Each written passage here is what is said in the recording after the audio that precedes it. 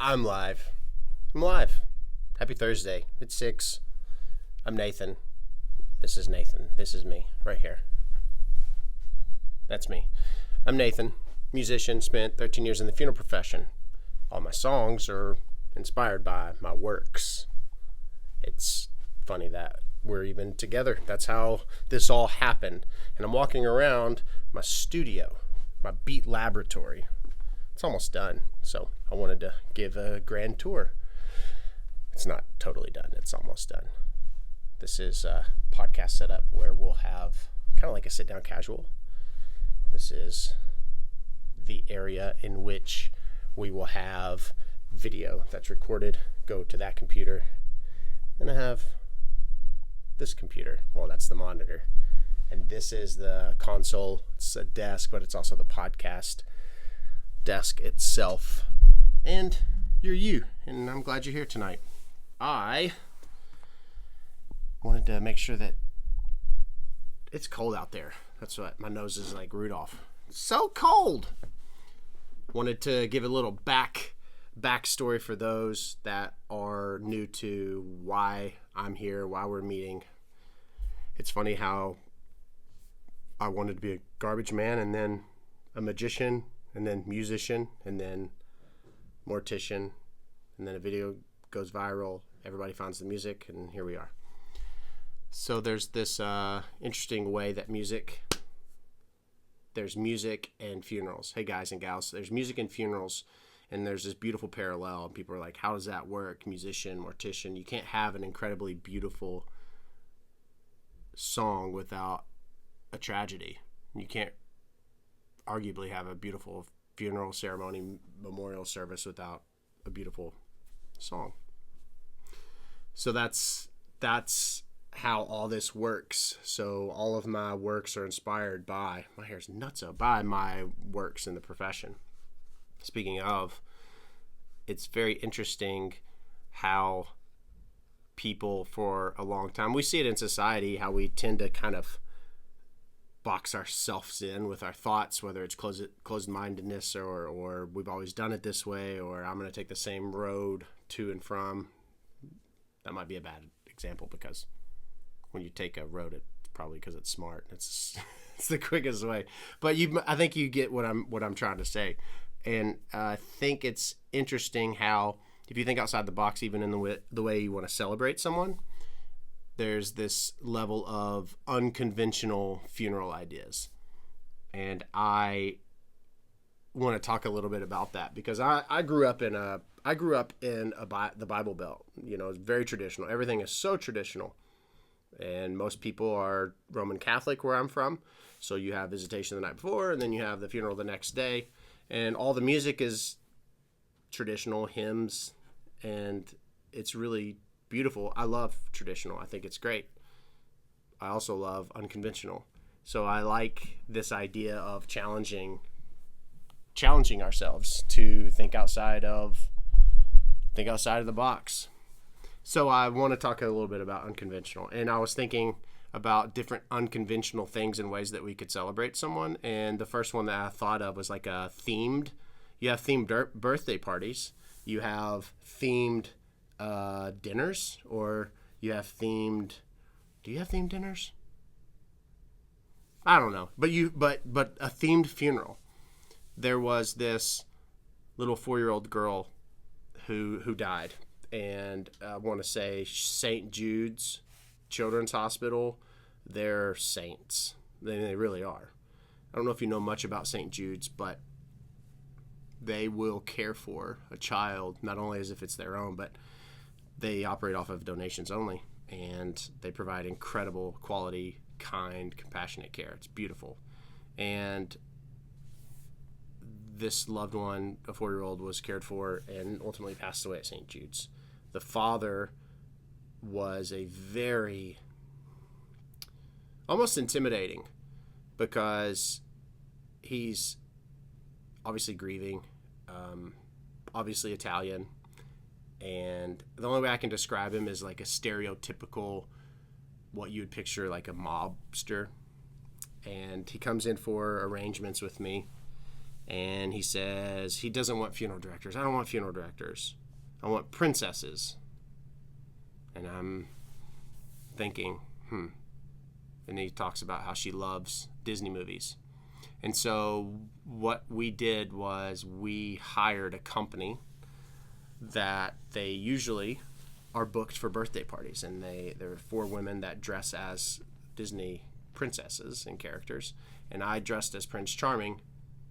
And they dressed their little girl in a costume, a Disney costume. And so it was very special. We also had all of her Disney princess dresses lining the halls. And so that was very themed in that it celebrated her love, not only her beautiful childlike heart and imagination, but we brought it full circle by honoring his request. He didn't want funeral directors in black suits. And so we wore Prince Charming costume, and all the ladies wore very bright dresses. It was very, very sweet. So this whole idea of unconventional, that is the epitome of it, but it was a beautiful, meaningful celebration.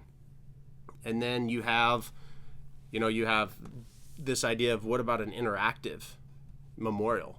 You have all these games that people play, whether it's a board game or a card game or Dungeons and Dragons or I was trying to think of that Cards Against Humanity.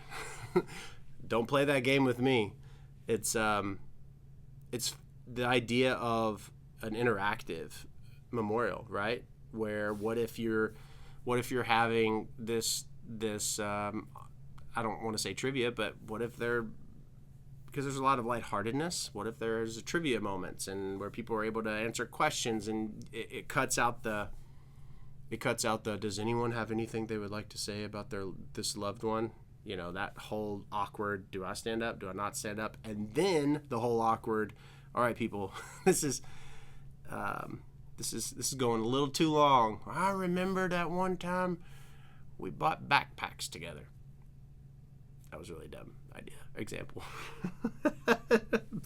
Stupid. And another unconventional thing is memorial tributes could be more technology driven. There are a few companies out there, Gather, where the obituary, the memorial page lives forever, and it's interactive in that you can add to it in perpetuity. It's always there. And what about an ashes scattering ceremony? You have this whole idea of, instead of going to a cemetery, or maybe you are going to have your loved ones scattered at the farm that you all love or under a tree that you love, but what if it's more of a ceremonial thing and unconventional in that there's participation by multiple people? And then you have, of course, virtual funerals. Those have become more conventional, even though they were unconventional up until COVID. Unconventional in that overnight it's as if the funeral profession had to become a production crew and learn how to stream and learn how to go live outside of YouTube or another platform. But unconventional in that it's still very traditional, but people don't live here anymore or where you are. So they're wanting to pay their respects, if any way, virtually, and that's an unconventional but great offering that funeral professionals should be offering. And then I got in the weeds. And I got in the weeds, and I was thinking of, what about a firework farewell? What about a visitation on the 18th green of a golf course, your favorite golf course? My best friend since I was in 3rd grade, her dad died of a heart attack on his favorite golf course, on his favorite hole. Pretty, and they find comfort and solace in that. Wouldn't it have been beautiful if there was an element of visitation there? That was in 1999. So, or no, I'm sorry, not 19. Was it 1999? Yeah. But wouldn't it be awesome for there to have more of just tie it all together? And then you have people who are doing tattoo tributes, and they're putting pieces of their loved ones' cremated remains, their ashes, into tattoo ink. That's a very unconventional way to celebrate someone. And there's the DIY coffins, like the do-it-yourself coffins. People have made their coffins, potato, and especially you've seen it with like children, but being able to sign during the Uvalde, Texas. Unfortunately, when all those children died, the casket maker, he donated all those caskets that were all unique to the individual. And there's something so beautiful, unconventional in that, do you want this red one, purple one, or green one? Well, that goes away, and it's, what do you want? How can we personalize this? And there's something beautiful about that. There's unconventional to it. And you maybe have seen videos. What about signing of the loved one's vault? Because especially your metal vaults that are off to the side, a vault is, if you do not recall, it's the outer burial container. Most cemeteries will require that a vault be utilized. It's a cemetery requirement, county requirement. Oftentimes, we would have families sign the metal or steel vault because it's off to the side anyway, and it's just a part of the ceremony. It's being seen, and please, at this time, we welcome you all an opportunity to write a final farewell. If anything, I love you, or grandchildren outlining their little handprints. It's really, really sweet. And then, yes, people signing the casket as well. It's a really beautiful thing. We've had that. People appreciate the opportunity. The register book, the stinking register book. I wonder what it's going to be in a few years. I know that there's been a lot of, for those that don't know what a register book is, it's literally a book. It has lines on it. It's outside of the chapel of the visitation area, and you sign your name. People do look in it. People look in it to see who signed it, meaning who came. But I wonder what it's going to look like in a few years, because the profession has tried different technology, different ways. They've had a digital, and then it would be printed a couple of days later. People didn't utilize that. There's something about the tangible, being able to hold it still. And there's the balloon release. Now, the whole environmental aspect, obviously I would worry about that too. So they have biodegradable balloons, but there is something magical about when you see balloons lift up, and we all, for those of us who believe, we look up, and that's to the heavens. So there's something beautiful about a huge community of people who love someone who has passed away, gathering because of them, and then releasing balloons as a symbol of their love, and oftentimes writing a message on the balloon. It's very beautiful. And then have you seen you have your green burials? Of course, that's becoming more conventional too. I mean, I'm spatting off all these things because it's been just the same way for so long. Humans have a hard time with change, Change is a scary thing because I'm fine right here. I don't want to change my blanket. I don't want to change pillows. I don't want to change anything. Toothpastes. So it's tough, but once it starts and people have this conversation that we continuously seem to be having, which is great. Jeremy, a great thought. Yes, the body compost. I mean, there are companies that are selling these pods where loved ones are able to, respectfully turn to compost, and it's a beautiful thing. It's very nice to see. And people, I mentioned this, but people in the comments all the time on other platforms are saying, funeral homes are just about money and money hungry. And I mean, people are going to say that for forever. But when you really think about it, we, the funeral profession, were called at all hours of the night and used to just bring embalming jars and embalm at your residence. And then they said, oh, can you bring a casket or a coffin? So, okay, well, we'll get the cabinet maker. The cabinet maker came and put you in the coffin at the house. Oh, well, can you take this loved one back to your funeral home? Well, we'll create a funeral home. Oh, well, we want flowers. So it started to be offered because it was being requested. And so with every value offering, you're going to have a fee associated with it, you know? And it's not because, you know, they want to nickel and dime you, and it's just you wanted these different items, so they became available, and there's a price to them. And back in the day, the family did the preparation in regards to the wake at their residence. Yes, absolutely they did. And the funeral home itself, when the home aspect happened, it did take a lot of that personal touch from the families. They gave it up, I should say. They gave it up, but the unconventional of all of these things is that it's being given back, which is really, really awesome to see, because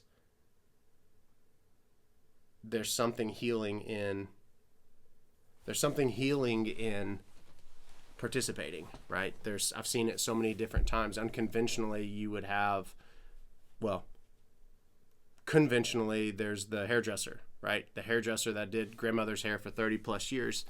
When grandmother dies, call the hairdresser. Well, instead of calling the hairdresser, why don't you let the granddaughter do it, or grandson? And there's something really beautiful about this hands-on approach to honoring, celebrating this loved one and their body that once housed their soul. And that's what I'm talking about with this whole idea of thinking outside of the box and doing things just a little different, because if it's legal, if it's ethical, let's do it, you know? And then you have all of that I'm talking about, the unconventional, the things that we've done, the conventional, but it's inspired all of this music that I've recorded, that I've released here in the past year, that we're continuing to release. And it's a beautiful thing, grief and suffering, not something you long for, but if we shift our brains, it can really be a great thing, in that to suffer is to be victorious, because I feel I can relate to you all, right? I can have better perspective and be more patient, be more considerate, be more compassionate, be more welcoming, be more inclusive. That's similar to welcoming, but, you know, closed-mindedness is icky. And so I think that suffering is an opportunity to grow and to heal, and through that, all these great songs have happened and have been able to connect with you all. So I used to fight this whole idea of musician, mortician, because like when you think of an artist or a band, you think of the artist and band. You think of them on a stage, you think of them on a bus going to the next city. When in all reality, they're humans and they have other ventures that they do. They're in real estate, or they're in something else. So I kind of kicked and screamed for a while, and then the moment that you embrace it and like embrace this journey that you're on, and you include it and make it all together, it's not funerals and music, it's funerals and music. It's a beautiful thing, and I'm enjoying all of it so much. And it reminds me of the Stephen Pressfield book, The War of Art. It's not the art of war. Now, I've said that. I actually bought The Art of War on Audible, And it's literally talking about the art of war and war. Stephen Pressfield's book is The War of Art, where you are born and you have the burning thing inside of your gut that you are put here to do. It's your thing.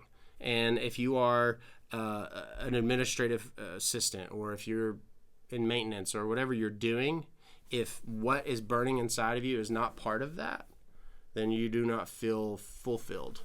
And you'll never feel fulfilled until you do it. And that book really changed things in the course for me, because, you know, I have this desire to create.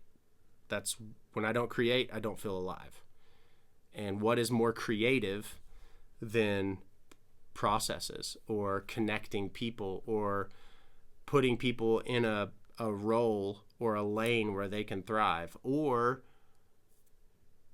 coming up with a song order for a funeral, or being inspired by a service and sharing the story on a podcast, or writing you get what I'm saying. I finally embraced that and realized that what better content than your all stories and being a part of your all's lives.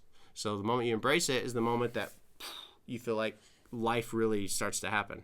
And so I encourage you all to think that way too, because you don't have to have a lot, whatever that looks like, whether it be friends or hoodies or I don't know. You don't have to have a lot. You just start. You just do it, and in time you'll see the fruits of your labor, and it's awesome for that. So that's my soapbox tonight. You know, we've talked unconventional, we've talked conventional, and it's amazing how everything is, you know, just one big connected thread. Yeah. And then just it would behoove me to not talk about the grief aspect, because grieving it's a part of, I mean, it's kind of like your my late granddad had 2 bad knees. He called them his little buddies. Never complained. Never did I hear, but he would call them his buddies. They hurt all the time. And I think what I'm getting at is that we all experience pain and grief perpetually. There's always going to be, it is with us. It is with us, and we can sit in it. And I think that we get to, I'm talking about myself, whenever we get into like really tough, shitty moments, and you're in the thick of weight, heavy sadness and icky stuff, you can almost become comfortable with how you've learned to navigate it and to be in it and to maybe just be sad. I know I'm sad, so I am going to be sad. Or you can flip the switch, which I personally am speaking to having done, and the ability to live has shifted, you know, like just the I can be sad forever and always, amen, or I can dust myself off and just take them with me, take this with me, take the positive of the ick with me. I'm not a therapist, I'm not a psychiatrist, I'm not trying to be a life coach. What I'm saying is, this life was never promised to be easy for you or me, ever. And I was talking to someone yesterday, and there's something, I was recording a song last night, super late, because it was like, oh, we need this by last night by midnight, so I got it done at 10 p.m., but I had been working all day, and then the day before I'd been slammed, and the day before, you all are probably experiencing that too, and you wonder, like, when is this going to stop? It's not. This is life. This is life. Overcoming obstacles. You know, I have bills upstairs that have to be paid, that I have to send the bills off tomorrow. They're going to keep coming every month. I can stare at the mailbox for the next 29 days and be anxious about the envelopes that are going to drop 29 days from now. Or I can enjoy and make the best of the next 29 days and acknowledge the envelopes when they come. I think it's something that we should take our pulse and be mindful of.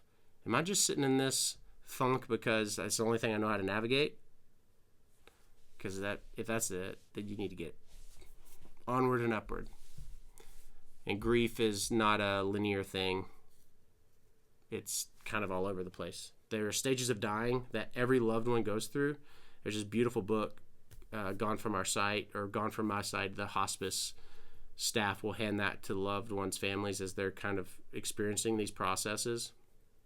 They're never in the same order, ever. There's not like 1, 2, 3, 4, 5. However, everyone that is dying will experience it.